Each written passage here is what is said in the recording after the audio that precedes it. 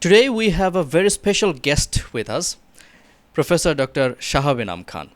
He is in the Faculty of Security and Strategic Studies of International Relations Department of Jahangirnagar University. Sir, Assalamu alaikum. How are you, sir? I'm well.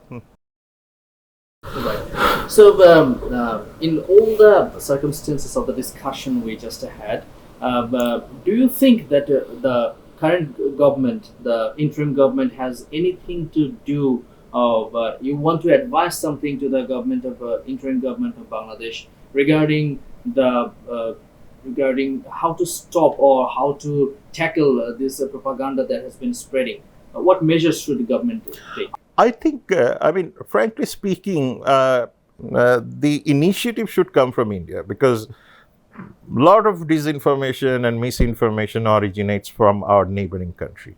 And India has technology. India is a global leader in these things. And I think they should come up and lend their hands with Bangladesh government to stop this disinformation. Now, the question is whether they will do that.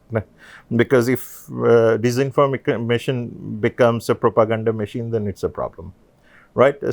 So I think that is something, and I think there should be an open invitation from the Bangladesh government for India to really come and work with us on extremism issues, which I have repeatedly said in future it can become a problem if it is unchecked. And given the weaknesses of the interim government and its temporary timing, I think it is very important that India can always be helpful rather than seeing that, okay, this government go and pass and then the elected government comes. Well, elected government will also need the same help. Yeah. So why are you wasting time in between, right? So it means that the momentary spasm that you get to see in Indian approach towards Bangladesh needs to be revised, and Bangladesh should provide any kind of help needed if India needs to fix its foreign policy. And I'm quite sure we have very good diplomats, we have very good military officers who can help in securing the borders, which is a major concern for India. We have very good politicians to an extent who can help in bridging the gaps.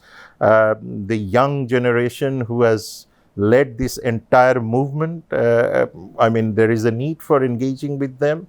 And then when you talk about the criminal activities, one of the arguments is always security when it comes to Indian visa. Well, many of the convicted or perhaps many of the criminals, as per Bangladesh's law, and one should respect Bangladesh's law and Bangladesh's sovereign exercise of its own law. So therefore, many of them are actually, as we see in the media, are in India, right? So we get to see our criminals are already there. So what is the problem if you open? General people that don't really get into criminal activities. Our people are very, very, Bangladeshis are very, very generous people.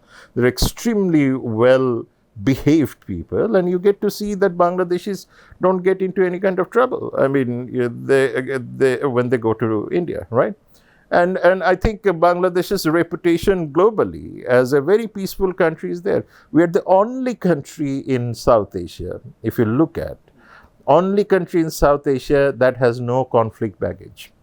That doesn't go in unnecessary conflict with anyone, while our economy technically is far stronger than many of our neighboring countries, right? So what it means that we prefer economy, not going back in history. We don't want to dig in that what Aurangzeb did or what Shah Jahan did. We want to move forward.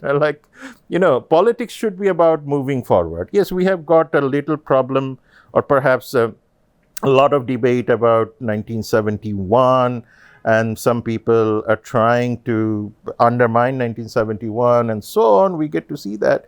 Well, these are the problems that is not going to change Bangladesh's national security or anything. But these are the issues that we have to tackle in future. But look at in my neighboring countries, particularly India is a phenomenal country in terms of science, medicine, entertainment, music, movies, and everything, right? We all respect those things. But the problem is when politics is rather than going in front like Indian technology industries or Indian media industries, it's going back. I mean, you get to see that they're very busy with Aurangzeb right now. Come on. I mean, it's a 400 years old issue, and how is this going to really? So that tells me. And of course, we also have to understand Bangladesh's interim government is headed by a Nobel laureate, right? That makes a difference, right? And this is not somebody who's just making tea or making coffee or anything. So have respect for Dr. Yunus. Allow Dr. Yunus to be a part of Indian development too, because we have contributed to Indian development.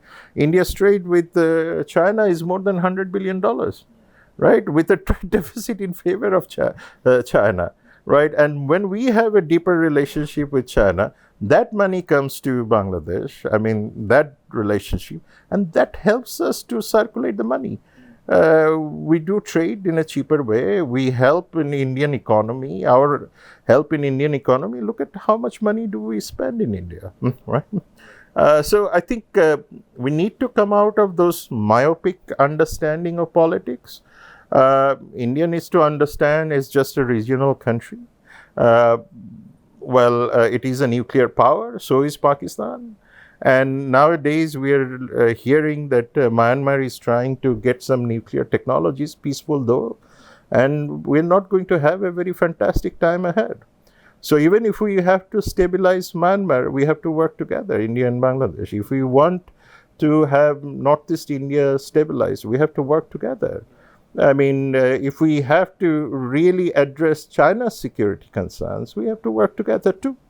So I don't see in environment, Bay of Bengal, technology, common people, right? We have to work together. The more we do, rather than just like, you come here and take everything and then we go there and then you get a big wish list. I think we should come out of that. And that's why the students are saying we need an equal-handed relationship. Thank you so very much for your time, sir, and we are honored to be with you. So, dear viewers, we had a wonderful time with our honorable guest, and we hope you really enjoyed it. The insights we have achieved from this session, I hope you have liked it. Thank you very much. Stay tuned with the 10-minute fact.